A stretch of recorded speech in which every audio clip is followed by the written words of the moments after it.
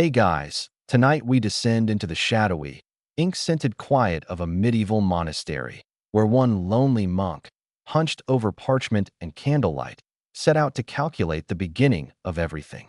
Not the founding of a kingdom or the crowning of a pope, but the literal first tick of time itself. You'll walk with him down cold cloisters and up winding theological staircases, one meticulous footnote at a time. This journey might be slow. It might be dry. It might include phrases like prelapsarian calendrical variants. In other words, you probably won't survive this awake.so. Before you get comfortable, take a moment to like the video and subscribe, but only if you genuinely enjoy what I do here. And if you're tuning in from somewhere obscure or unexpectedly cozy, I'd love to know. Drop your location and local time in the comments.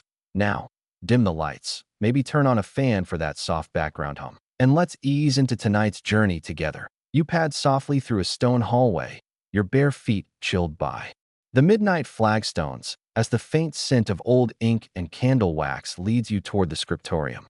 It's a quiet room, a holy place, really, where monks copy, think, and sometimes do math they probably regret later. At the far end, beneath a leaded glass window filtering moonlight into geometric fragments, a solitary figure sits curled at a desk. His robe is simple, hood pulled low, the color somewhere between oat and shadow. This is Brother Bede. And tonight, he's thinking about Adam. As in, the Adam. You pause at the threshold. There's something soothing, almost hypnotic, about watching a man try to count backwards to Eden. A wax stub flickers beside him, illuminating neat rows of Roman numerals and lineage notes scrawled in brown ink. He sighs. You imagine he's been at this for hours, possibly days. He's not trying to invent the calendar or tell you when your taxes are due. No, he wants to know the date of creation, specifically when, down to the year, God said, "Let there be light." And somehow, he believes the answer is buried in genealogies and patriarchs and the occasional confusing lunar eclipse. Now, modern historians might scoff. This sounds like one monk's sleep-deprived attempt to crossbreed the Bible with a calculator. But in Bede's world, time is sacred. Time is scripture. And if scripture contains numbers, those numbers must mean something, right? So he begins with Genesis, that winding garden of names and years. Adam begot Seth, Seth begot Enosh, Enosh begot Kenan. You watch Bede mutter these aloud like incantations, tracing lifespans with his quill, adding them like rosary beads. He marks each generation, stacking their years like logs in a theological fireplace. Point one mainstream fact: Bede wasn't the first to try this. By the 8th century, multiple scholars across Europe had attempted to create biblical chronologies. Some said the world began in 3760 BC. Others landed in the early 4000s. But Bede, precise little soul that he was, eventually landed on 3952 BC. Not round, not neat, just ancient enough to feel momentous, but oddly specific, like someone picked it out of a celestial hat. But here's a quirky tidbit. Bede didn't even speak Hebrew. He relied on Latin translations, some of which had, shall we say, inconsistencies. One scribe might write, begot at 130, another might say at 230, and suddenly your whole timeline is off by a century. Imagine trying to align a cosmic jigsaw puzzle with half the pieces borrowed from the neighbor's box. That was Bede's Tuesday. You shift closer, careful not to creak a floorboard. The monk turns a page with reverent fingers, eyes narrowed. You wonder if he sleeps. Maybe not. Maybe calculating eternity turns bedtime into a negotiation. That he pauses, stares, scribbles something, then sighs again. This is not frustration. It's resignation, the kind you get when the divine doesn't cooperate with decimal places. Historians still argue whether Bede truly believed his numbers were absolute, or if he knew, deep down, that his work was just a devotional act, a way to show reverence through arithmetic.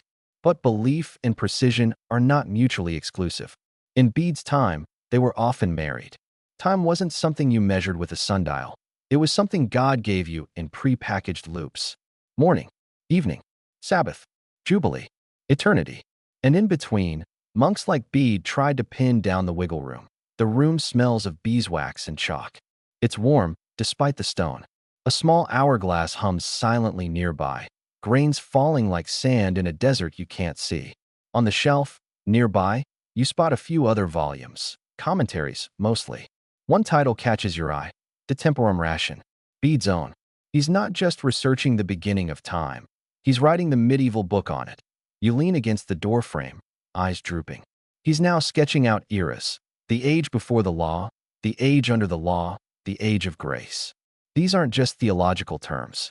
They're calendar categories, epochs in a divine spreadsheet. You almost laugh when he pauses and scratches his head. You wonder if he, too, is thinking, did I really just spend 3 months calculating when fig leaves became fashion?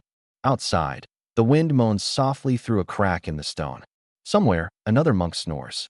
The monastery sleeps. But in this corner, lit by golden flicker and eternal questions, one man continues to count backward into the void, hoping that somewhere, buried under layers of faith and arithmetic, is the very first tick of time. The candle sputters as Brother Bede straightens his back and cracks his knuckles with a satisfying pop, one that echoes faintly in the vaulted stillness. You're still watching from the doorway, watching the math of the cosmos unfold not in brilliant flashes of genius, but in the quiet persistence of ink on parchment. That tonight's mission: line up the Hebrew patriarchs with Roman emperors. Easy, right? The idea seems simple enough to you, until you remember that Bede is juggling overlapping chronologies from radically different cultures, all while assuming that any contradiction is probably his fault, not history's. He's trying to bridge Moses and Augustus, Eden and Bethlehem. With no calculator and a candle that keeps trying to die on him, he dips his quill again, muttering under his breath something that sounds like Anno Mundi. That's Latin for year of the world, a system he's cobbling together to count years from the moment of creation onward. Bede wants every historical event to be marked by its place on God's cosmic timeline. Julius Caesar conquered Gaul in the 5199th year of the world. Easy. If you're Bede.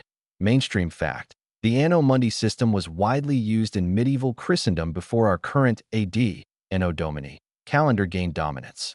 It made everything, wars, famines, eclipses, feel like part of a divine narrative arc. And Bede, never one to skip a footnote, believed in fitting everything into that narrative that he shifts to the margin and begins sketching a crude timeline, balancing kings on one side and biblical judges on the other.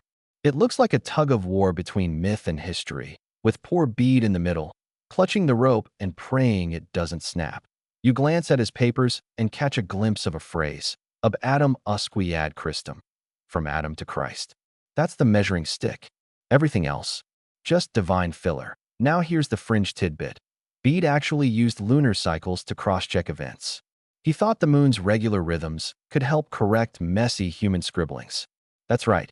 While you can't even keep your Google Calendar straight, Bede was using ancient Easter calculations and moon tables to verify when Methuselah died. Respect. But here's where it gets tricky. Ancient records didn't always agree. One manuscript might say a king reigned 40 years, another might give him 30. Some texts had accidental duplications, others skipped names entirely. And Bede, he didn't just pick one.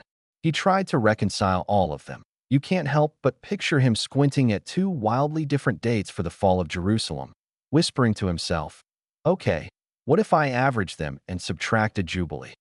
Historians still argue whether Bede's methodology was more theological than historical.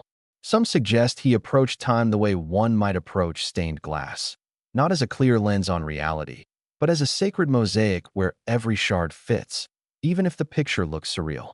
Others think he truly believed he could know it all, one generation at a time, that a faint rustling behind you reveals a mouse, nosing about in the straw, utterly uninterested in the timeline of creation. The monk doesn't notice. He's deep in what we'd now call data reconciliation, a medieval spreadsheet, minus the Control+Z. Each entry he adds, King Ahaz, Emperor Tiberius, Bishop Wilfrid, is part of an epic, divine ledger. He's trying to match the biblical flood with real-world events. One source claims it happened 1,656 years after Adam. Another gives a different number. And then there's the Septuagint, the Greek translation of the Hebrew Bible, which often has longer lifespans than the Latin Vulgate Bede is using. He sighs, clearly wondering if this is divine mystery or just poor proofreading. You wonder, too. Then, without fanfare, Bede writes down a number. one that he's clearly been circling for days, maybe weeks. The world, he finally concludes, was created exactly 3,952 years before the birth of Christ. Just like that, the beginning of time now has a date. Not a metaphor, not an approximation. A date. That's the kind of confidence only a monk with very little sunlight and very many scrolls could muster. That he leans back, his knuckles pale from gripping the quill. You imagine his brain feels like a wet biscuit. And yet there's a hint of satisfaction in his eyes, a glimmer that suggests, for one golden moment, he believes he's touched something eternal. That a tiny bell chimes outside. Maybe Lauds is about to begin. Maybe it's just wind. Either way, Bede gathers his papers slowly, reverently, as if he's just cracked God's safe. Outside the scriptorium, the sky has turned the pale blue of pre-dawn. You follow him out quietly, trailing behind like a ghost of the present. He carries his scrolls like relics.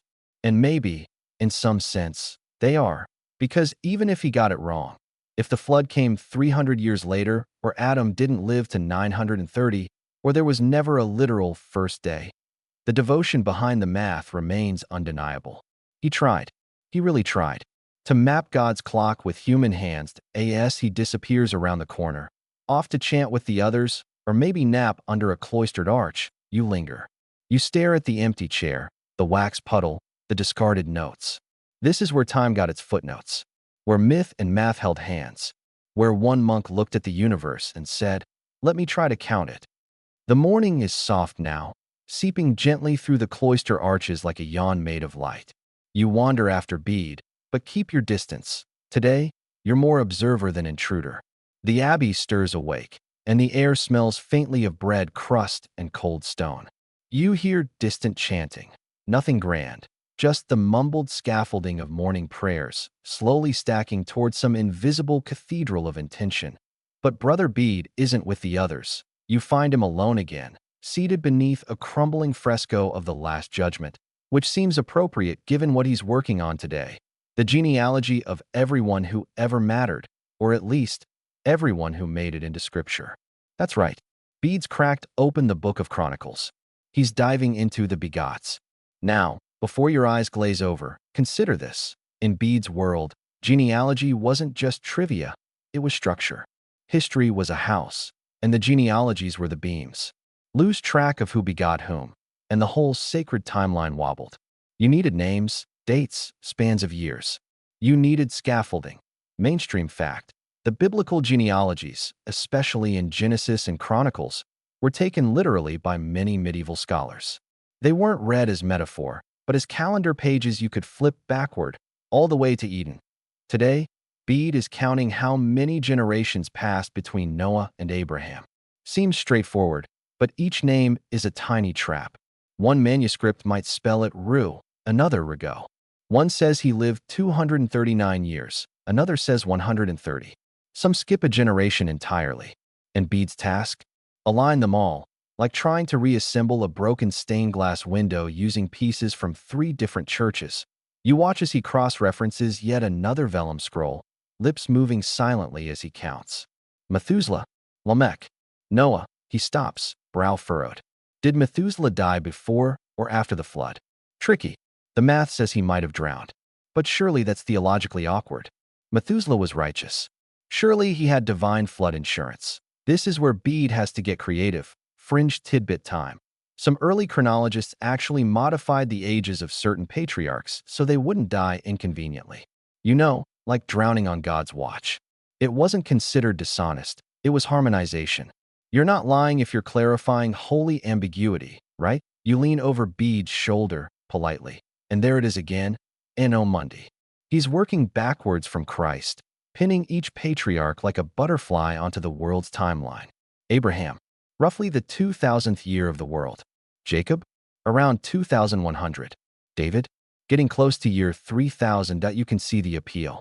It's like watching the world's first spreadsheet slowly populate, cell by cell.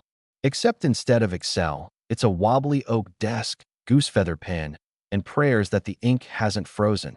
And here comes the scholarly scuffle.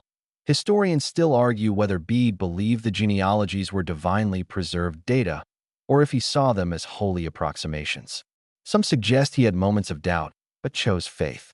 Others argue he was simply pragmatic, using the best sources he had and trusting God to forgive any cosmic typos. Either way, the work continues. You imagine his brain ticking like a water wheel. Every begotten child is another drop. Another movement toward his grand design. There's a strange comfort in all this. A man in a chilly stone room, hundreds of years before electricity, building a family tree for the human race. No glory in it. No crowd. Just lineage as liturgy. Name after name after name. He mutters. Shem, Arphaxad, Salah. Like a rosary made of syllables, the candle flickers again, casting his shadow long against the wall. It dances across the fresco now, making the dam squirm more than usual. But Bede doesn't look up. He's buried in a list of names so old they sound more like spells than people. And maybe, in some way, they are. You sit for a while, letting the rhythm wash over you. The repetition has a lullaby quality, one that monks use deliberately. Reciting names was a spiritual discipline, a way to connect with both history and divinity. And unlike modern you, Bede doesn't skip past the long bits. To him, every begot matters. Eventually, he pauses and jots something in the margin, a correction, or maybe a note to revisit a suspicious date. There's always one number that doesn't quite fit. Always one thread that unravels the sleeve. Outside, the birds have decided it's morning, and the bells agree. A clanging summons for breakfast or mass or more scribing, probably all three. Bede stands, joints cracking like a thawing forest, and gently rolls up his timeline scroll. You realize he treats it more tenderly than most treat their pets. As he disappears into the cloister again, you notice one last thing on the desk, a doodle in the margin. It's not grand, just a little star with a face and some looping calligraphy that might say Adam, or Amen, or both. Maybe that's the same thing in his mind. You smile. Even Bede had moments of whimsy, even in the begots. You follow Bede through the cloister walk, your footsteps hushed on the worn stone slabs. The abbey is a walled hush of prayer and ink, where time itself seems to slow, though ironically, the man you're shadowing is doing everything he can to pin that time down. Today, he's taking his scrolls and theories to a more sacred space. Not the chapel, not the scriptorium, but the library vault. That it's less dramatic than it sounds, no steel doors or torchlit corridors. Just a thick wooden chamber, lined with chained books and the lingering smell of sheepskin and mildew. A place where you don't so much read as consult, like asking a very old, very grumpy oracle to weigh in. Here, Bede is hunting for cross-references. Because see, it's not enough to trust one version of a genealogy. You have to triangulate it. Hebrew, Greek, Latin. The Septuagint says one thing, the Vulgate another. Some scholars preferred the Hebrew Masoretic text. Others leaned on apocryphal sources like the Book of Jubilees, which added whole extra ancestors just to complicate your afternoon. Mainstream fact. In medieval Europe, scholars often treated ancient sources not as contradictory, but complementary. The more versions you had, the better chance you could sift out truth. It was less about which is right, and more about how do these all sing together. Bede opens a heavy codex and squints at a faded column of names. You imagine what it must be like to read by guttering candlelight, every syllable hand-copied, sometimes by a monk who hadn't slept or who accidentally skipped a line while sneezing. Manuscripts back then were beautiful, yes, but they were also chaotic. The medieval version of corrupted files and mismatched backups. And here's where things get really tangled. The ages. You lean over his shoulder and notice a particularly frustrating passage. One version claims that Arphaxad was 35 when he fathered Kainan, who fathered Sulla at 30. Another version skips Kainan entirely. It's as if he never existed. Like a generational ghost, flickering in and out of time depending on the scroll, Bede taps his pen against his lip. You can almost see his brain trying to reconcile. Did God mean for Kainan to be remembered, or was he some scribal hiccup? Historians still argue whether this omission was deliberate theology or a scribe who just got tired. And that's the thing. Sometimes history isn't decided by kings or councils, but by a tired monk misreading a smudge of ink. You watch Bede flip pages like a gambler sorting cards, trying to form a wholly full house. Every correction he makes is measured, careful, and still, the tension hums beneath. If he shifts one date here, it throws off the entire timeline over there. It's chronological Jenga. And the stakes?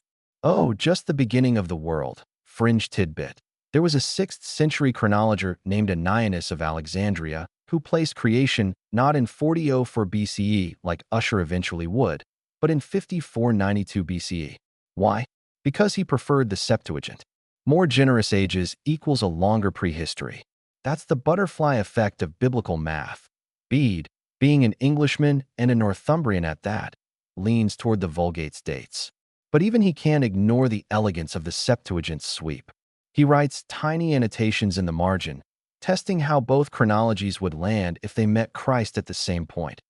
Outside, the sun is already starting to droop behind the abbey walls, casting the vault into honey-colored dimness. You realize he's been at this for hours, sifting old names and years like a man trying to guess the recipe for time itself. You want to ask him, why does it matter? But you already know the answer. To Bede, every year is a stitch in God's plan. Every generation, a bead on the divine rosary. Knowing when things happened is how you know what they mean. And meaning, that's everything that he mutters under his breath. If Abraham was born in year 2016 and Moses 400 years after, he's building a sacred equation. A formula where prophecy aligns with history and everything flows toward Christ like tributaries feeding the same cosmic river that I in your time. This kind of work might seem quaint or unnecessary. But remember, Bede doesn't know when the world will end. He just wants to know when it began. Because in that beginning, maybe, is the shape of the ending too. You spot a note in his own hand that simply reads, uncertain if Turo was 70 or 130. It's underlined 3 times. Not because it's obscure, but because it changes everything downstream. If Turo was 130, then Abraham's timeline shifts by decades. The dominoes fall differently. It's a strange kind of stress, to be haunted not by the future, but by the math of the past. And yet, Bede's face is calm. Not smug, just quietly resolved. He's not doing this to impress anyone. No one will ever call him to Rome. No one's building a statue of him in the courtyard. He's doing it because someone has to. Because God's story, in his view, deserves to be told with the precision of the stars. So you sit in the dusty warmth of the vault, surrounded by rustling vellum and the occasional distant sneeze, and you let yourself drift with him, into the numbers, into the names, into the strange, whispering logic of history. The candle burns lower, the ages line up, and for a moment, in the flickering golden quiet, you feel like time itself is holding its breath. You're back in the scriptorium now, the quiet engine room of the abbey, where history isn't just recorded, it's reborn with every pen stroke. You can hear the rhythmic scratch of quills on parchment, the occasional clearing of a throat, the rustle of a robe shifting on a wooden bench. It's oddly soothing, like a medieval ASMR track. 40 monks murmuring Latin, one sneeze in the corner, a candle flickering too close to somebody's sleeve. Bede is hunched over his desk, surrounded by scrolls, codices, and something that looks suspiciously like a cheat sheet. Except instead of algebra formulas, it's a family tree of Hebrew patriarchs that goes on for pages. Each name carefully inked in brown, ages calculated in tiny side notes, and all of it drawn up with the intensity of someone assembling IKEA furniture with no instructions and eternal salvation on the line. Here, your narrator Bede shifts gears from gathering data to interpreting it. And no surprise, this is where things get subjective. It's one thing to say Methuselah lived 969 years. It's another to decide if those were lunar years, solar years, symbolic years, or just ancient marketing for the Methuselah fitness plan. Mainstream fact, Bede didn't invent biblical chronology, but he refined it for his audience. He synthesized earlier chronologers like Eusebius and Isidore of Seville, making their math more accessible to Anglo-Saxon readers. Basically, he localized cosmic history, and Bede wasn't just interested in numbers. He cared about the shape of time. He believed the world passed through 6 ages, from Adam to Noah, Noah to Abraham, Abraham to David, David to the Babylonian exile, the exile to Christ, and finally, the current age, his own. That 6th age? That was the now, and he assumed it was the last. The end was nigh, eventually, but only after he figured out when the beginning began. You watch him sketch a timeline across a long scroll. Not a line, actually. A spiral. Time wasn't just a straight march for him. It looped. It echoed. The past was always humming faintly in the present, and prophecy wasn't prediction, it was pattern recognition. Fringe tidbit. There's a theory that Bede subtly embedded this spiral logic into his calendar reform suggestions. His tables weren't just practical, they were philosophical. They whispered, "All this has happened before." He dips his pen and carefully inscribes Anno Mundi 3952, a calculated year of Christ's birth, based on a blend of sources. Not the standard Roman dating. Not Anno Domini. No, this is Year of the World. He's laying a golden anchor at the center of time. But the data doesn't always play nice. You notice him staring at a discrepancy. The birth of Shem, one of Noah's sons, seems to land after the flood in some manuscripts and before it in others. A chronological paradox. You picture Bede rubbing his temples and muttering something deeply unmonkish under his breath, like, "Oh, come on." Historians still argue whether these inconsistencies reflect symbolic storytelling or genuine efforts by ancient writers to record real timelines using the hazy math of prehistory. Was it literal history? Mythic memory? Both? Bede, ever the diplomat, splits the difference. He includes both traditions in his margins, then quietly signals which he finds more persuasive. He's not dogmatic.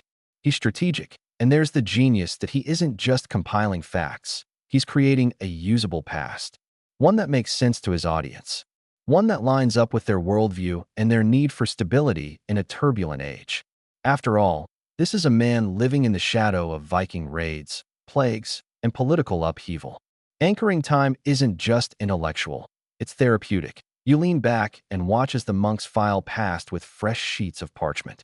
Someone's trying to copy the Book of Ezra and keeps misreading Sons of Merari as Sons of Meringue. An understandable mistake. Also, mildly delicious that a junior scribe approaches Bede's desk, holding a half-translated passage from Genesis and looking like he's about to ask whether you can round up genealogical ages. Bede just sighs, hands him a reference scroll, and says something that sounds very much like, "Try again, but with your eyes open this time." Despite the occasional chaos, the room is a sanctuary. The world may be ending outside, but in here, history is being patiently rewoven by candlelight. Bede sets down his quill and stretches his fingers, stained with ink the color of dried figs. His face is soft in the lamplight. Focused, yes, but also faintly amused, as if he knows the absurdity of what he's doing. Trying to pinpoint the date of the universe's birthday using conflicting manuscripts and uncertain numbers. But it's not absurd to him that it's worship. You glance at his open pages and see something new. A little prayer in the margin, written so small you almost miss it. Just 4 words. Domini, de mihi lucem. Lord, give me light. Maybe it's about understanding. Or maybe he's just hoping the candles hold out until he finishes his notes. Outside, the wind picks up. You can hear it whistling through the cloister garden, rustling the apple trees. Somewhere, a bell tolls none. Mid-afternoon prayers. But Bede stays seated. Point one more figure to calculate. One more era to map, because the beginning is calling. Outside the cloister walls, twilight pools like wine into the hollows of the garden paths. You step softly through the gravel walkways, past boxwood hedges and rustling laurels, as the abbey settles into that liminal hour between work and worship. The monks move more slowly now, their steps deliberate, like men who have already met the day's demands and are gently withdrawing from the world. But Bede? Bede isn't done, not even close. Inside the library, the air grows heavier with wax and dust, but he remains steady at his desk, half submerged in scrolls, parchments, and bound manuscripts. He's begun a new phase of his quest, not just identifying timelines, but reconciling them. Because here's the rub.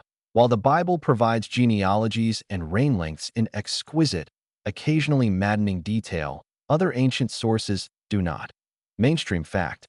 Bede pulled extensively from not just sacred scripture, but from Roman histories, Jewish traditions, and the medieval equivalent of what we might now call Wikipedia footnotes. One of his favorites? The Septuagint, a Greek translation of the Hebrew Bible that throws all the math into glorious chaos by adding centuries to patriarchs' lives like it's a role-playing game. Oh, now you watch him juggling parallel timelines. The Hebrew Masoretic text says one thing, the Septuagint another, and the Samaritan Pentateuch a third. The numbers diverge wildly, as if each version of the story was told in a different room by a slightly drunk uncle. You can almost hear him muttering, "Okay, if Methuselah lived 187 years before Lamech was born, and Lamech lived 182 years before Noah." But then he pauses, confused. Because depending on which source he follows, the flood either happened 2,242 years after creation, or 1,656, or even 1,307. That it's the historiographical version of a choose-your-own apocalypse. Fringe tidbit. Some later medieval chroniclers speculated that these differing timelines weren't accidents at all, but deliberate theological adjustments made by scribes who wanted to nudge history toward a particular prophetic pattern. In other words, the dates might be doctored. Not fraud, exactly, just interpretive enthusiasm. So Bede starts charting them. Side-by-side tables, scribbled timelines, marginalia that look suspiciously like equations. You picture him squinting at the candlelight, shoulders hunched like a weary accountant of eternity. Historians still argue whether Bede believed in an exact year for creation, or if he saw it more as a theological symbol. His writings seem to wobble between precision and poetic license. On one page, he'll cite a specific Anno Mundi. On the next, he'll imply that such knowledge is ultimately beyond human reckoning. But it doesn't stop him from trying. You turn your gaze to the side of the desk where a stack of older chronicles sits. Works by Orosius, by Eusebius, by Isidore of Seville, each with their own cosmic clock, each offering its own preposterous yet believable number of years since Adam picked up his first fig leaf. Bede pores over them all. He doesn't just copy, he interrogates. Sometimes gently, sometimes with exasperated corrections in the margins. This cannot be. Unclear. Contrary to truth.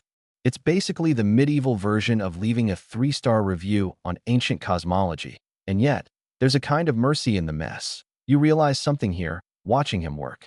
For Bede, these discrepancies aren't flaws. They're invitations. Each gap in the data is a place for contemplation. A wrinkle in the cloth of time you can trace with reverence. When he finds an inconsistency, he doesn't panic. He writes a hymn. Yes, an actual hymn. Because alongside his dating calculations, Bede composed liturgical poetry, chants, verses, musical meditations on creation, fall, redemption, and the eventual recreation of all things. Time, for him, wasn't just numbers. It was a story you could sing. You close your eyes a moment and imagine it. The gentle rise and fall of voices in the dark chapel, the echo of chant against stone, the sacred consonants stretching out like threads in a tapestry of sound. Back in the library, the oil in his lamp burns low, casting golden rings on the parchment. Bede is now writing something small but precise in the corner of his page, a date. His best guess that he calculates that the world was created 3,952 years before the birth of Christ. That puts it, according to his reckoning, at 3,952 BC. That's it. His big number, but don't get too excited. That figure would soon be questioned, tweaked, and eventually overshadowed by the more famous Usher chronology centuries later. The one that famously landed on 4004 BC and refused to budge, even when geology politely disagreed. Still, Bede's estimate would hold sway for a long time, especially in the insular world of Anglo-Saxon England, where a tidy universe that began neatly in 3,952 BC felt just right. Especially when you're surrounded by fog, superstition, and the occasional Viking with boundary issues that he leans back, finally, and lets the numbers settle. His hand hovers for a moment over the parchment, then adds a flourish, not of certainty, but of prayer. May this help souls understand thy order, O Lord. Outside, the stars emerge, one by one, patient, ancient, whispering things the monks can't yet translate. And inside, a man with failing eyesight and a mind full of timelines finishes another night's work, just a few thousand years from Genesis. You wake up again, not from sleep, but from that peculiar fog of near sleep that this kind of history tends to trigger, just as Bede rises before dawn. The abbey is still swaddled in silence, save for the distant coughing of one unfortunate brother with medieval allergies and the low mutter of wind poking at the shutters. Candles sputter. Somewhere, a bell is about to chime. Bede stretches stiffly and lights a taper. Time to return to his calculations, but this time, not in private. Today, he will present his findings to the abbot, not in some grand theatrical unveiling, mind you. This is a world of parchment, not PowerPoint. But Bede knows that before his chronology can be copied, shared, and trusted, it has to be heard, approved, and understood. And that means one thing: a meeting. A very medieval meeting. Mainstream fact: monastic communities in early medieval England functioned not just as places of worship, but as scholarly hubs. Abbots and senior monks regularly reviewed the theological and historical work being done in their scriptoriums, not to critique, but to preserve orthodoxy and align the community's understanding with church teaching.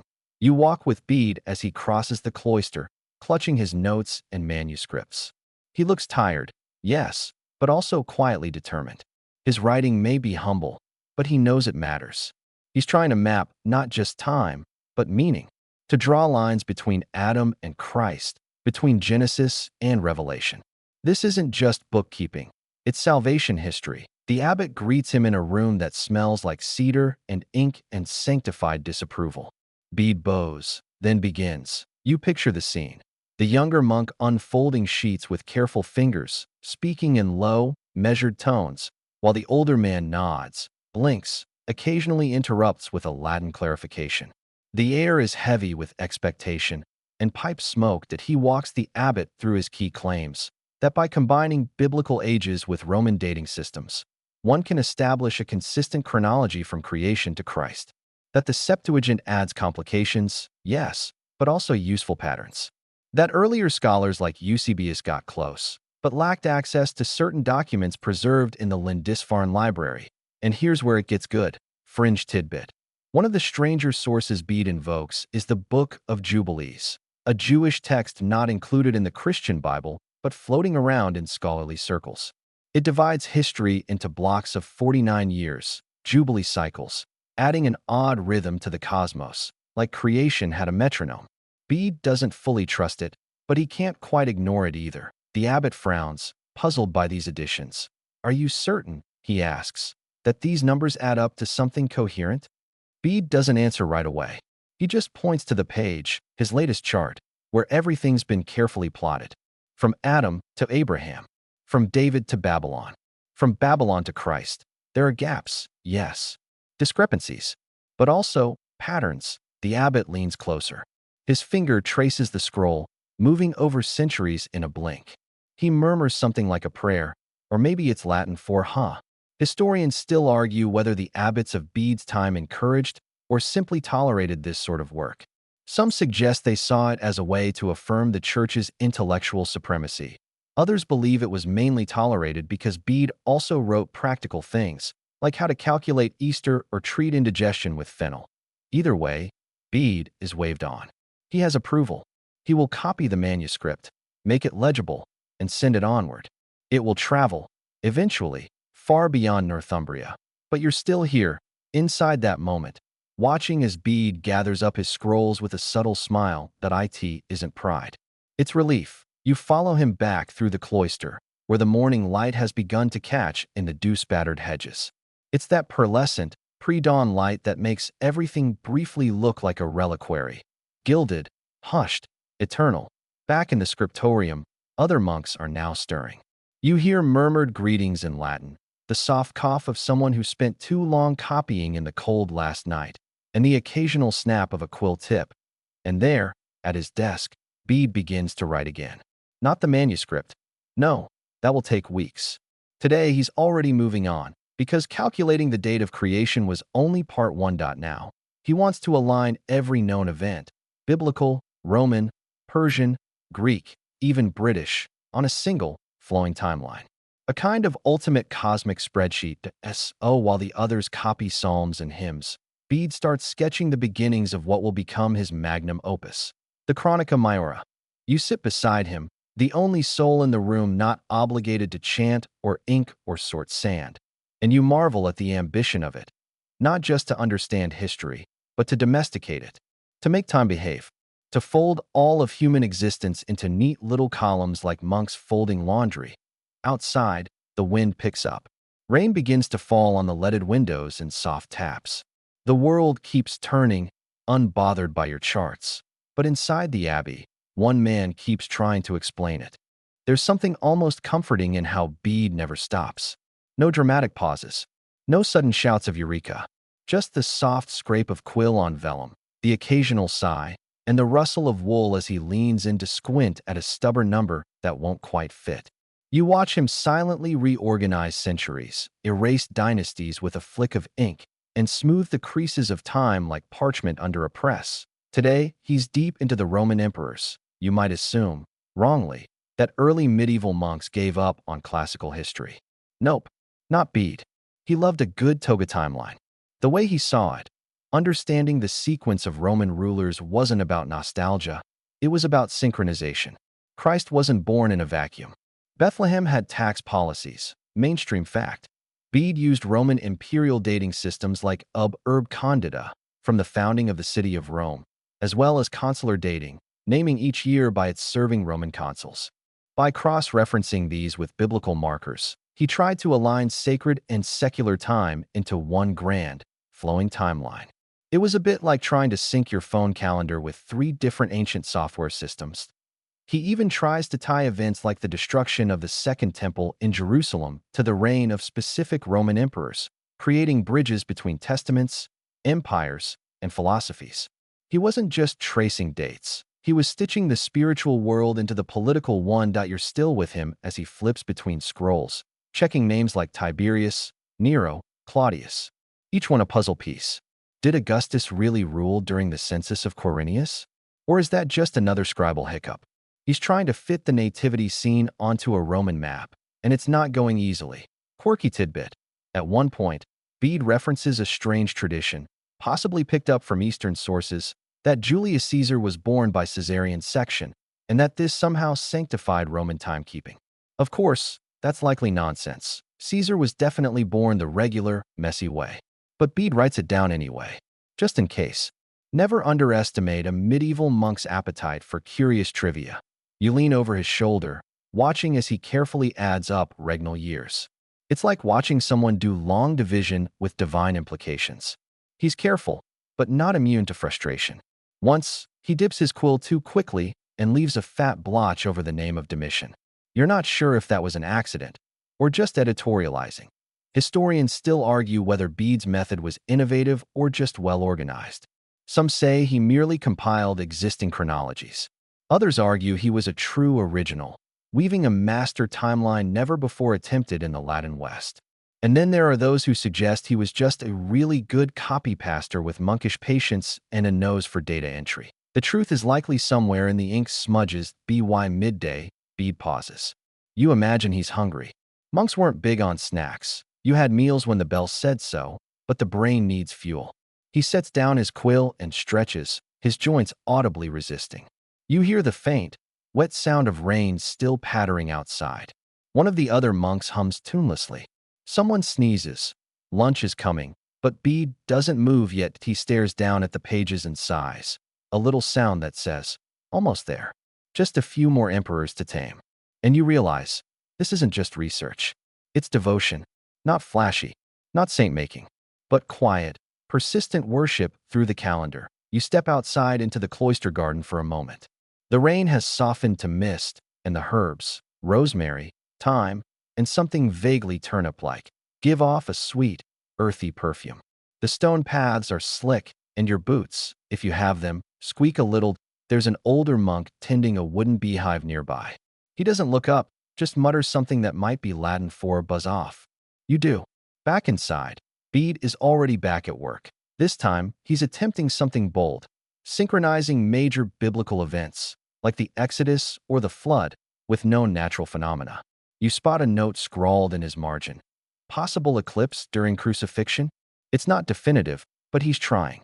He wants the stars to corroborate scripture. You wonder what he'd think of modern astronomy, of carbon dating, of geological layers that contradict tidy timelines. Would he be dismayed? Or would he sigh, dip his quill, and start over? Maybe both. Back at his desk, he's begun copying over his draft into a cleaner format. This one, you know, is destined for the wider church. Maybe even Rome. You lean closer and see the title he's added at the top of the fresh page, De Temporum Ration. On the reckoning of time, the it has a ring to it. Outside, the bell rings for the noon meal. But Bede doesn't rise, not yet.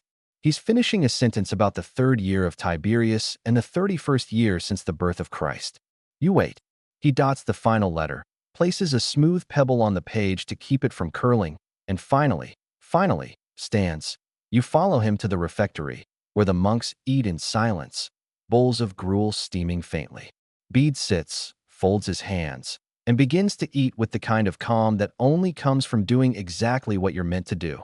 The timeline is coming together, and you, lucky sleeper, get to watch it unfold one dusty scroll at a time. When you return to Bede's chamber that evening, the light has shifted to a soft amber hue, the kind that slips sideways through stained glass and clings to old stone. You settle into the quiet again, and there he is, hunched in the same position as before, though his candle has migrated and the pages in front of him have multiplied. Progress. Tonight, he's chewing on Genesis, not metaphorically.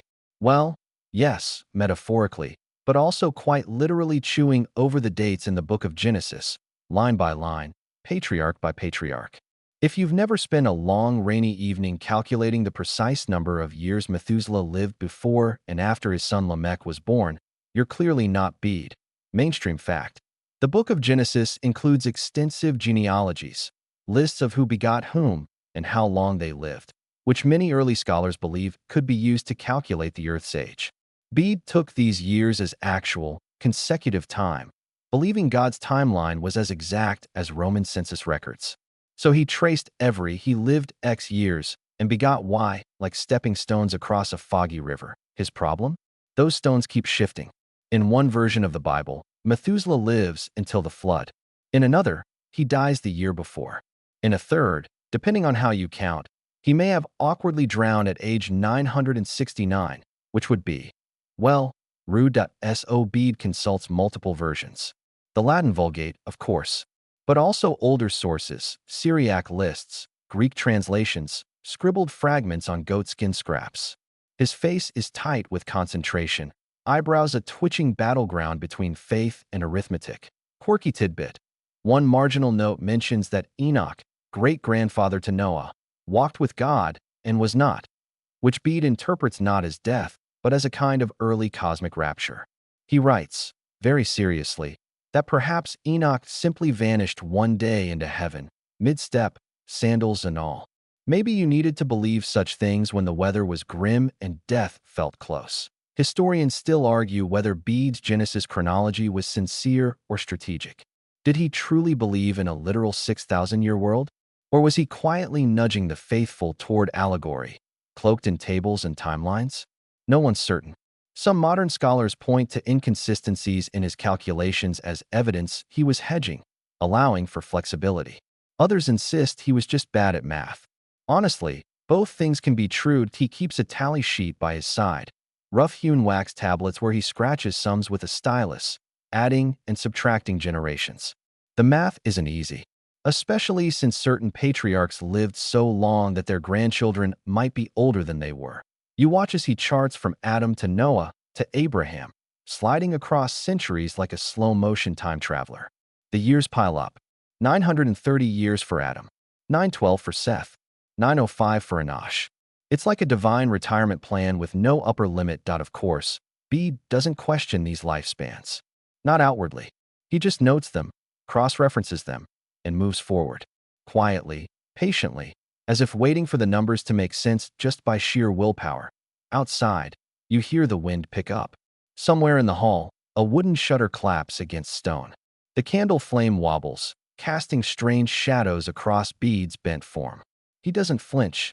You, however, wrap your robe a little tighter, just in case. There's a kind of meditative rhythm to his work now. Copy a name. Add the years. Pause. Adjust. Copy the next. The genealogical ladder to heaven. It has a pulse all its own, one that ignores wars, plagues, and Saxon raiders. Just father, son, and parchment. At some point, Bede adds a note about the Tower of Babel, where he suggests, with a little smirk in the ink, that the confusion of tongues was not a punishment, but perhaps a divine joke. Lest we grow too proud, he writes, we were given the blessing of misunderstanding. That line sticks with you. You imagine Bede, surrounded by silent monks, quietly amused that God's sense of humor involves linguistic chaos and architectural hubris. By midnight, he's moved into the age of the patriarchs. Abraham, Isaac, Jacob, and things are getting slippery again. One text says Abraham left Haran at age 75. Another says he left twice. Bede is clearly annoyed. You spot him muttering under his breath, something like, pick a departure and stick to it. And yet, he doesn't erase. He just keeps adding notes, branching timelines, tiny asterisks in the margin. It's all going somewhere. He believes that. Or wants to. The candle burns low. The shadows stretch longer. You start to lose track of time yourself, lulled by the repetition. Adam, Seth, Enosh, Kenan, Mahalalel. The names ring like a litany. The years loop like lullabies. Soon, your head dips. You wake again as Bede leans back, knuckles cracking. He places his stylus down and closes the wax tablet. You glance at the scroll he's annotated, lined with tiny writing, tiny doubts, and tinier certainties. And there, at the bottom, you see it a single line, pinned with care. From Adam to Christ, 3,942 years, more or less. More or less. That's the part that makes you smile, that it's as close to humility as medieval theology gets. And with that, Bede snuffs his candle. It's morning again in the monastery, though the clouds are thick and heavy, and the sunlight leaks in like thin soup. The hallway stones are slick with dew, and the distant bell tolls a single note. Matins are done. You wander slowly back to Bede's side, where the world's oldest calendar is being built by hand, one scribbled margin at a time, but he's moved beyond Genesis now, past the primeval fathers, beyond the flood, and into that nebulous zone between myth and monarchy. Today's task, reconciling biblical time with Roman time. Because, of course, if you're going to declare the birthday of the universe, you'd better make sure it doesn't conflict with Julius Caesar's calendar reforms. Mainstream fact. In 46 BCE, Julius Caesar introduced the Julian calendar, a solar-based system designed to correct the lunar-based Roman mess. But medieval scholars like Bede had to bridge that calendar with older Jewish timekeeping, Christian liturgical feasts, and saintly anniversaries. The result? A chronological soup that made even seasoned monks sigh into their barley soup. You watch as Bede spreads out scrolls on his writing desk like a one-man war room. He has tables of consuls, Roman officials whose terms of office help anchor ancient events to specific years. He pairs these with gospel accounts and Old Testament references. Charting out synchronisms like a theological detective, he jots down a note. In the 42nd year of Augustus, Christ was born. Seems simple, except the calendar's off. Historians now place Jesus' birth around 4 BCE, thanks to a few inconvenient details, like the death of King Herod and an eclipse that didn't align. Bede doesn't know that, of course. Or if he does, he doesn't care. He's working with what he has. And what he has is a deep belief in cosmic order. Quirky tidbit. Bede was so obsessed with dates that he even calculated the exact number of days between biblical events, like from the flood to Abraham's call, or from the Exodus to the reign of King David. Some of these calculations, he insists, have numerical significance. Others just seem like the product of a man with insomnia and an inkwell. He's now tallying up not just years, but days, trying to determine, to the very moment, when creation must have occurred. He leans over a parchment covered in cramped numerals, whispering numbers like prayers, 1,265 days, plus 7 sevens, minus 1 jubilee. You begin to suspect he's lost in the numbers, or maybe he's found something in them. Historians still argue whether Bede's dating project was ever meant to be final. Some say he knew the flaws and simply offered the best working hypothesis. Others believe he truly saw himself as decoding God's hidden ledger, a man uncovering the gears behind divine chronology. Still others think he was just deeply, gloriously bored. You listen to the scraping of his quill as he aligns dates from the Roman foundation of the city, Ab Urb Condita, with the reigns of kings in Israel and Judah. A little scribbled correction here. A furious cross out there. Some of the dates are fuzzy. Others are clearly impossible. But Bede keeps writing, a monk on a mission. And then, he pauses. You see him squint at 2 numbers that don't line up. He frowns. He checks a book, then another. He taps the wax tablet with the tip of his stylus. And finally, with the calm resignation of a man who's lived through 3 eclipses, he writes a simple marginalia. This may require adjustment. That's Bede's speak, for this makes no sense at all. But he keeps going, because the goal isn't to be right. It's to make meaning. You stretch your legs and step outside the scriptorium. The cloister garden is cool and quiet. A few young monks are pulling weeds from between the flagstones, humming hymns under their breath. One of them has fallen asleep with a basket of onions beside him. You smile. Even monks need naps. Back inside, Bede has drawn a timeline that it stretches from the moment of creation to the incarnation, God becoming flesh, and each century is marked by tiny hash lines. The world, he calculates, was created 3,942 years before Christ. You remember that number. He's written it again, this time bolder, with a decorative capital letter like a trumpet call. Creation, he says, happened on the evening of Saturday, March 18th, in the year 3952 BC. Of course it did. Was there actually a Saturday in 3952 BC? Absolutely not. Did Bede know that? Maybe. But in his world, God moves in liturgical cycles, and Saturday is when God rests. So naturally, the world would begin as that rest began. Symbolic logic. Sleepy logic. The logic of a candlelit mind that refuses to let go. You tilt your head, reading the line again. March 18th. Early spring. The equinox approaching. Life budding again after winter. Maybe it's not science, but it's poetic. Bede places his pen down.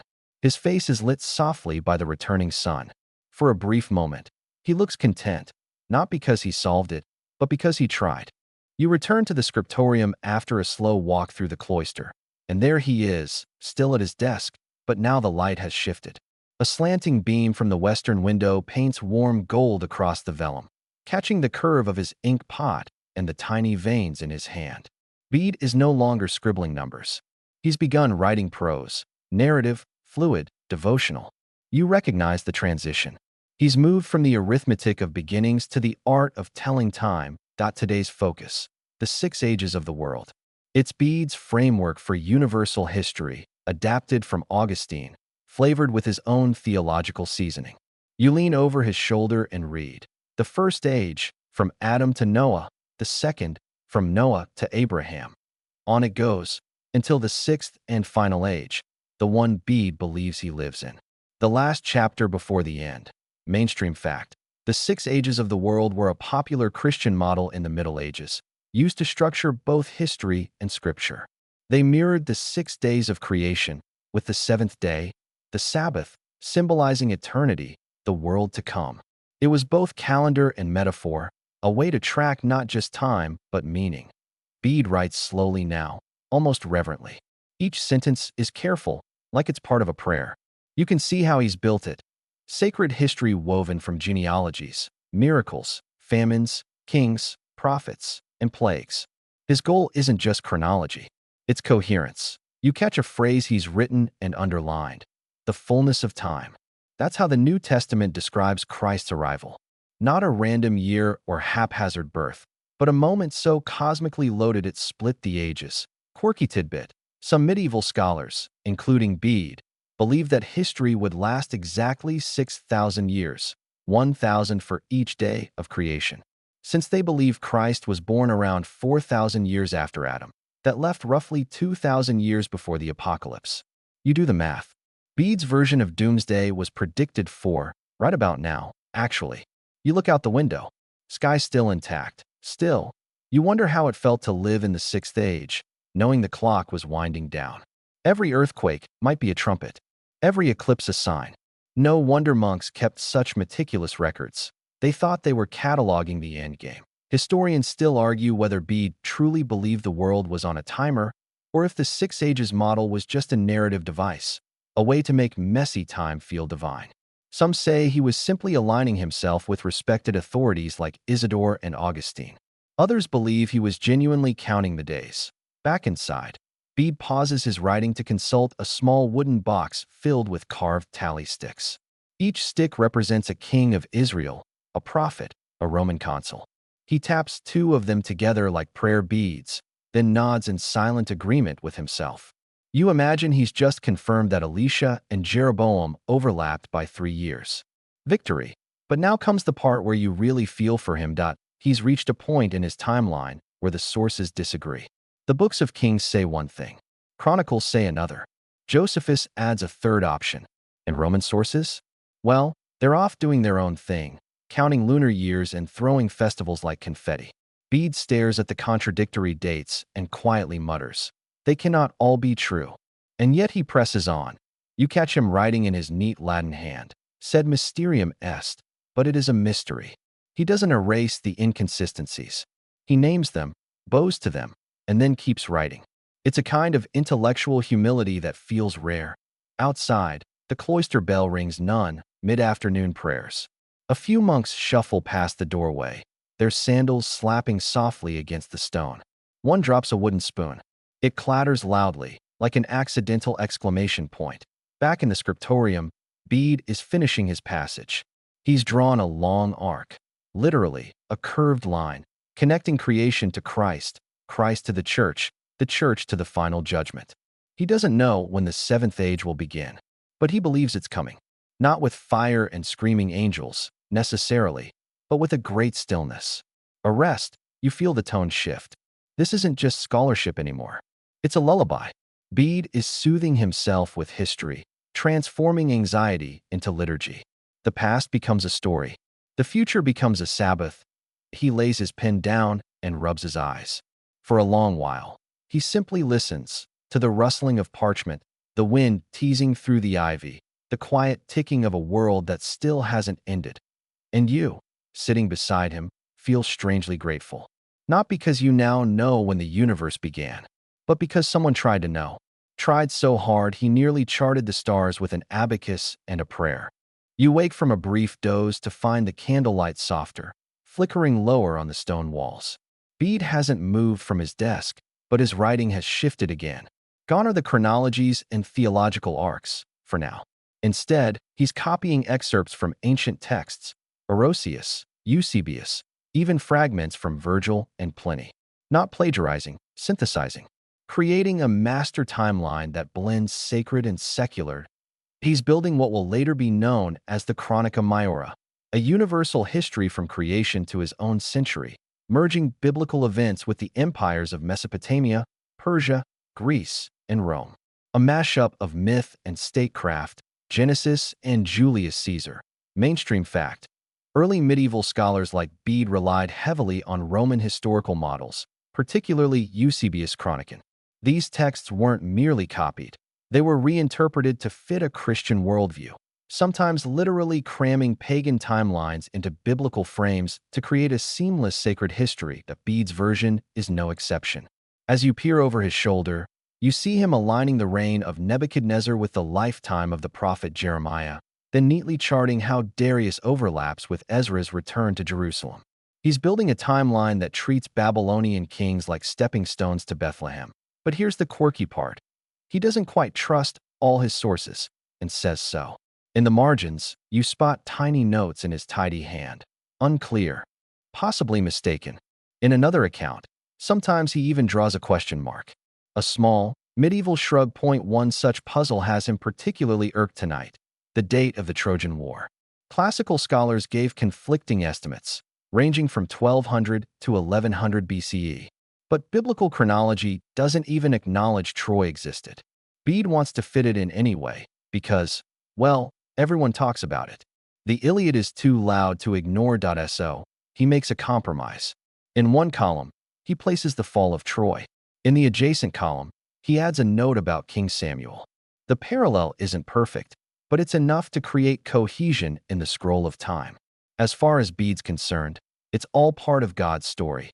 Even the bits with wooden horses and wrathful Greeks. Historians still argue whether Bede's timeline was meant to be definitive or merely suggestive, a scaffolding for thinking, not a claim to perfect accuracy. Some praise his ingenuity, others critique his willingness to fudge the math. Either way, he believed that meaning mattered more than precision. In his view, history wasn't about listing dates. It was about finding divine intent. The candle gutters. He adjusts the wick with a thin iron hook, then sighs. His back aches. Yours does too, Just from watching To break the tension, a junior monk enters with a wooden tray, flatbread, a lump of cheese, a small jug of ale. Bede waves him off gently but gratefully. You catch a muttered joke, bread of life indeed, but cheese helps.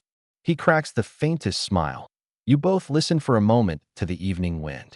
It howls gently past the stone arches, almost melodic. Bede glances toward the open window. Even time whistles, he murmurs, and then, just as you think he might call it a night, he opens a fresh sheet of vellum. New page, new ink. This one he labels carefully, De Temporum Ration. On the reckoning of time, you blink. That's the one. That's the treatise. The thing that future astronomers, kings, and liturgical reformers will pore over. It starts right here, on this desk, by this man with tired eyes and an iron pen. He begins not with theology, but with astronomy. A quiet nod to the cosmos. You watch as he sketches the phases of the moon, just crude half-circles now, but recognizable. Then he adds the solar cycle, the months, the equinoxes. He even notes how Easter must be calculated, not just celebrated. That alone will drive entire councils mad. Quirky tidbit. Bede was one of the first Western scholars to describe the Earth as a sphere, like a ball, he writes, not like a shield. While many of his peers still imagined a flat world, Bede, drawing from classical sources, quietly insisted otherwise. Not bad for a monk with no telescope. You marvel at the range, from Adam's beard to lunar tides, from Cain's exile to Caesar's rule, all part of one book. One mind. The hour grows late. The scriptorium is empty now, save for you and Bede. The candle is a stub. Outside, night cloaks the abbey in layers of quiet. Bede finally rests his pen. He leans back, fingers laced over his chest, and sighs, not with exhaustion, but with that peculiar satisfaction of having wrestled with chaos and coaxed it into shape. He's not finished, not by a long shot, but tonight, he's in harmony with the stars and the scriptures.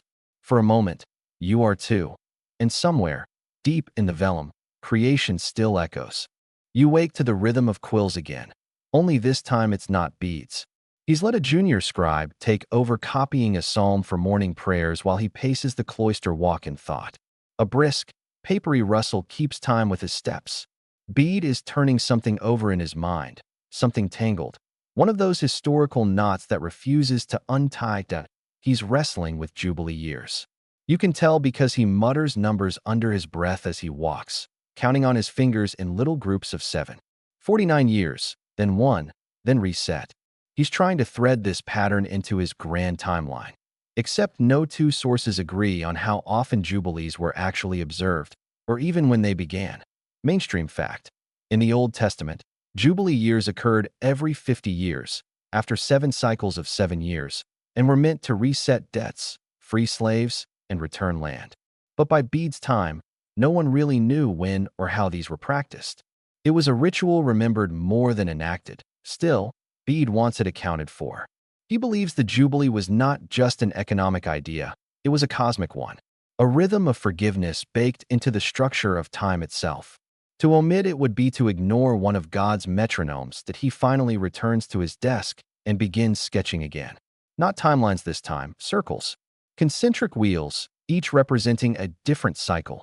Solar year, lunar month, liturgical season, indidion, a Roman tax cycle. And then, carefully, the Jubilee. He fits them like gears in a divine clock. You lean in, fascinated. To Bede, history is a wheel turning through grace and gravity. In the margin, he adds something odd. Years of the world, 3952 from Adam to Christ. That's his working figure. But it changes again later. Bede updates it frequently, adjusting for discrepancies, bad math, or new insights. Quirky tidbit. Bede's calculations sometimes included fractions of years, down to the day or even the hour, just to keep Christ's birth perfectly aligned with astronomical events. If you're imagining him obsessively counting moon phases with a stick in the ground, well, you're not far off. Historians still argue whether Bede's Jubilee obsession was theological or tactical.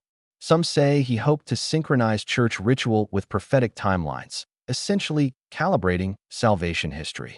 Others believe he simply couldn't resist a symmetrical system. Either way, he saw beauty in the math. Suddenly, there's a bell, distant and metallic. Not the monastery bell, but the one near the town mill. The wheel must have frozen again, or a beam slipped loose. You watch as one of the younger monks groans, grabs a woolen wrap, and shuffles out into the wind. Like the world itself, Bede murmurs. Always needs adjustment. He returns to writing.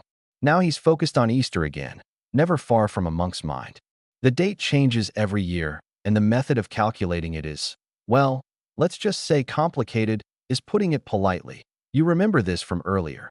The lunar calendar has to match the solar, which has to align with the vernal equinox, which has to coordinate with a Sunday, which has to be after Passover. And all of this without using Arabic numerals or a reliable calendar.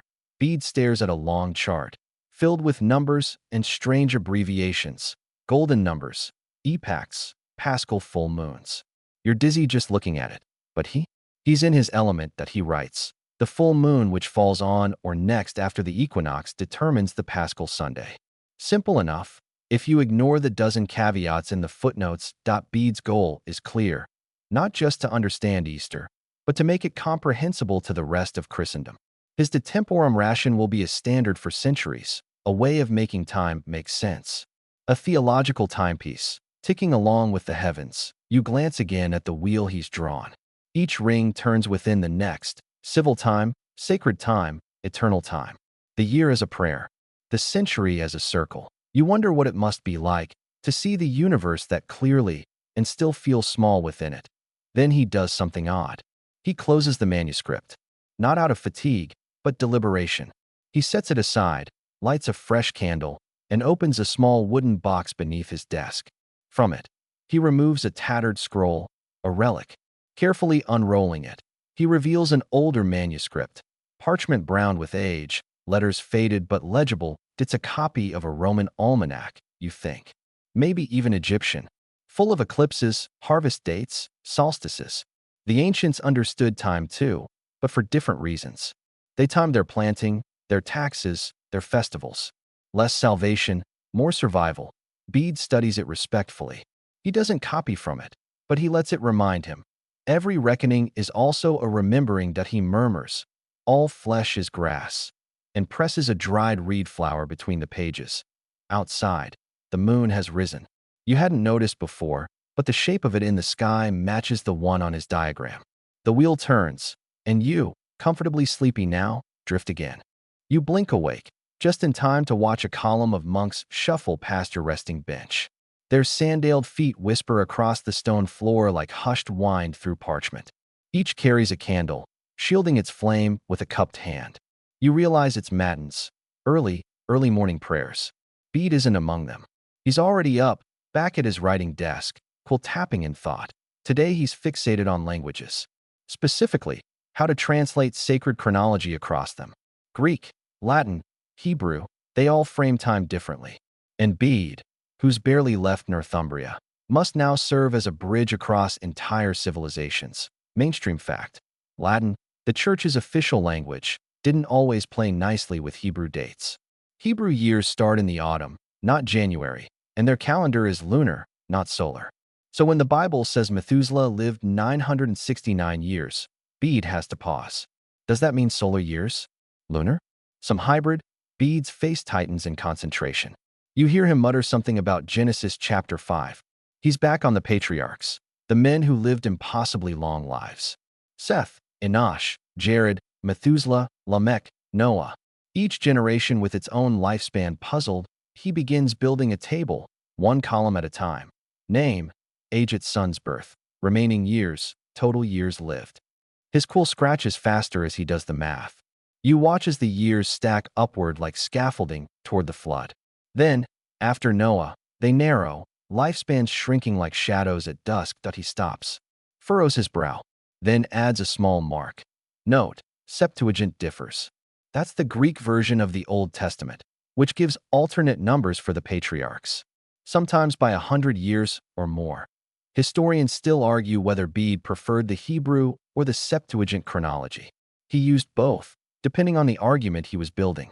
To some, this flexibility makes him a skilled synthesizer. To others, a convenient fudger of numbers. But to you, it feels like he's just trying to draw a clear line through fog. Quirky tidbit. Some manuscripts of Genesis say Methuselah lived past the flood, which makes no narrative sense. So medieval scholars had to correct the math by literally editing how old Methuselah was when he fathered Lamech. Biblical engineering. Bede sighs and sips something from a wooden mug, probably lukewarm barley water. His candle sputters. Dawn's creeping in, cool and gray through the narrow window. You hear a bird chirp, then stop, as if even it feels a little out of place in this austere timeline laboratory. Now Bede shifts gears. He opens one of his more battered books, a copy of Eusebius' Chronicle, translated from Greek into Latin long before Bede's birth. Eusebius had tried this whole project before, a history of the world from creation to Christ. His tables of parallel chronologies, Assyrian, Egyptian, Greek, Jewish, were a marvel of order, but Bede's copy is damaged. Some leaves are missing, some numbers smudged. He stares at one torn column, then begins to reconstruct it from memory. Not from arrogance, but from desperation. It's like trying to repair a sundial with your eyes closed. You watch his finger trace the sequence. Year 1 of Abraham. Year 430 of Moses. Year 1 of Solomon.